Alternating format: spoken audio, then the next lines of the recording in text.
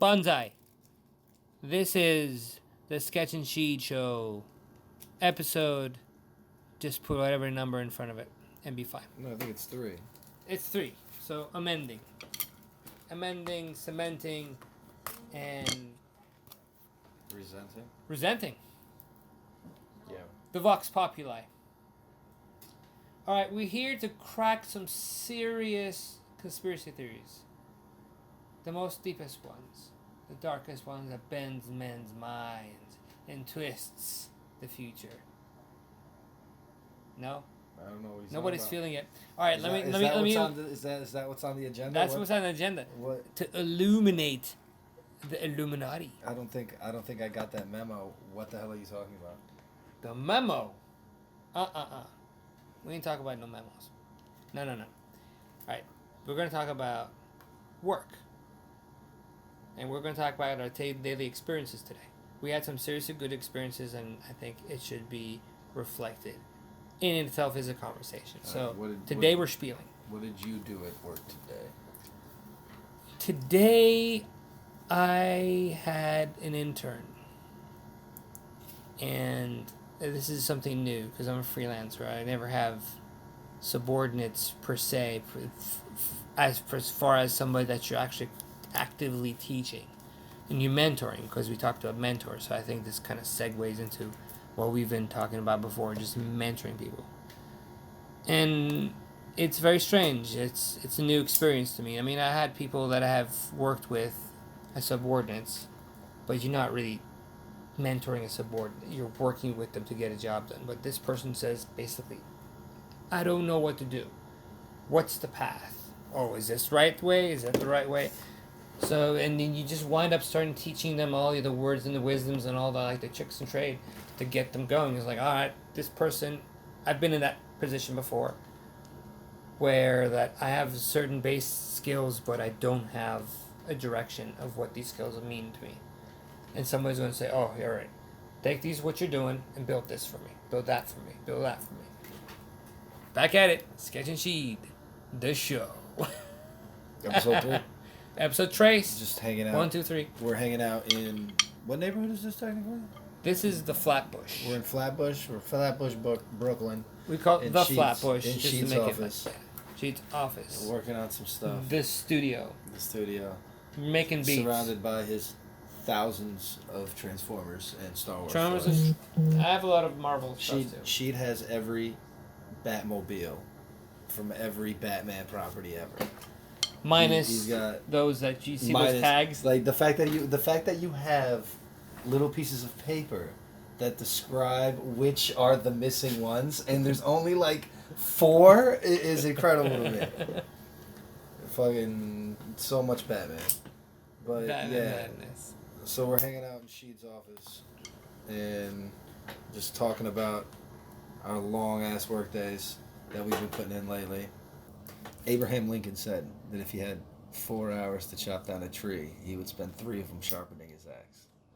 Which basically means, like, get your tools ready before you start a project.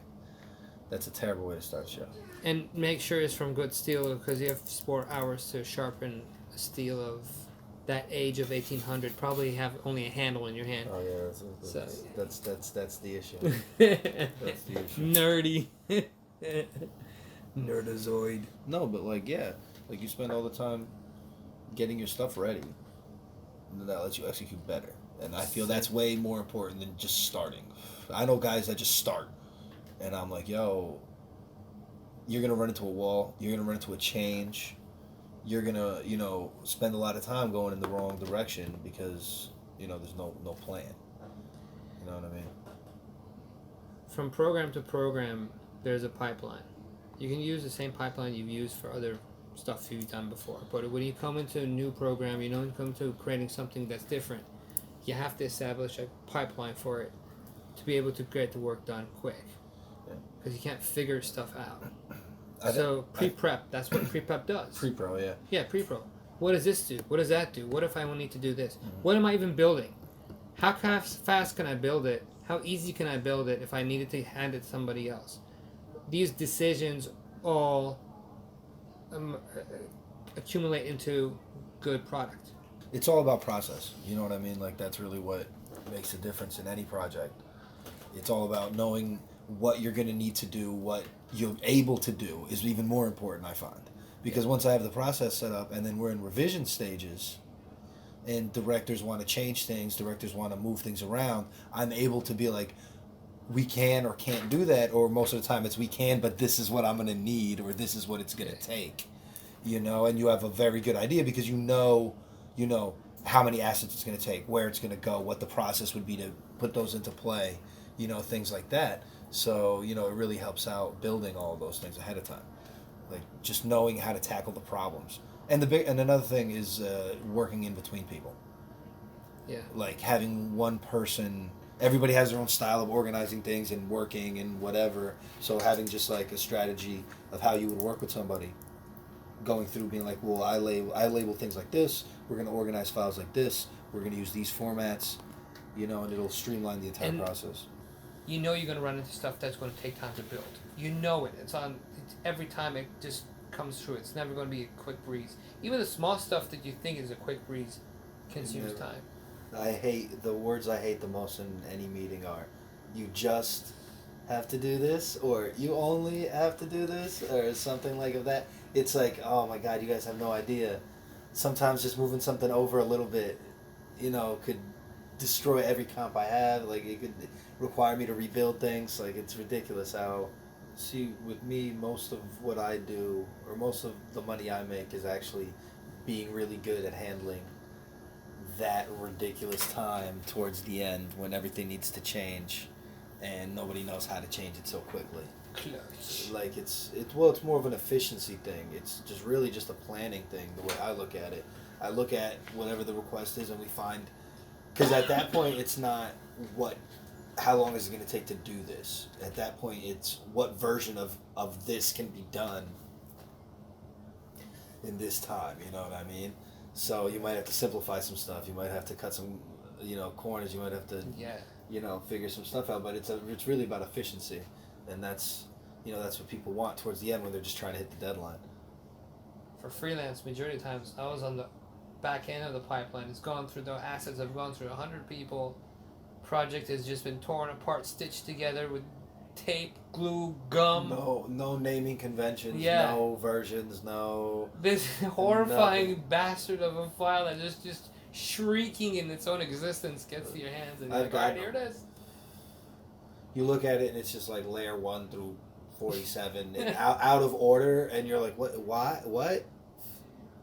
It's like there's a middle finger just right on the screen, just saying, "Here you go." Like I used to hate those guys, but I'm guilty of doing the same thing, because sometimes not of building files that terrible, but I have seen really good files being torn to pieces in order to like hit a deadline.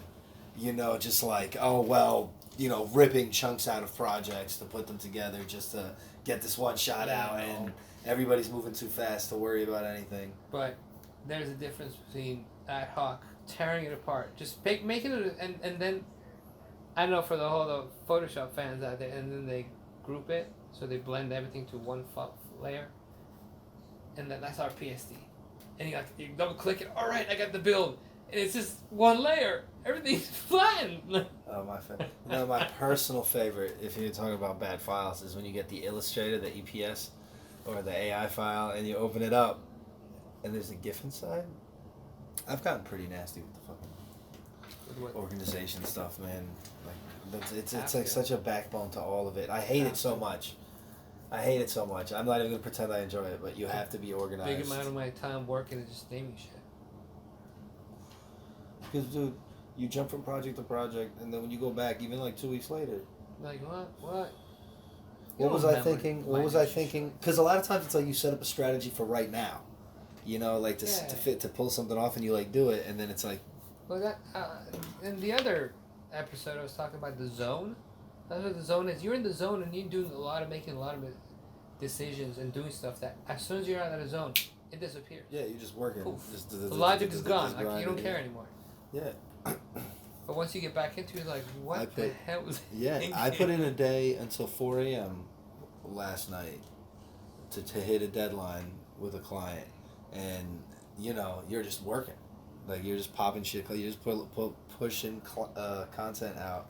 Oh, you're automated mode. Your brain is just building gone and building. hours Yeah, ago. yeah. You're just like, hands are just moving. Yeah, but you do well. Yeah, because you're like, you just don't care anymore. Like, sure. But also, yeah, sure. well, because also it was files I knew, it was files I built, and it was files that I understood. So I was just, in my little world, moving. Yeah. Oh, well, we wanted to do this. Well, we can do this. No. Because I had built a system behind it all that lets you just kind of cruise. And then you have to make it in a sort of way that you can ad hoc tear it apart and put it back together the way they want the final narrative to sound like.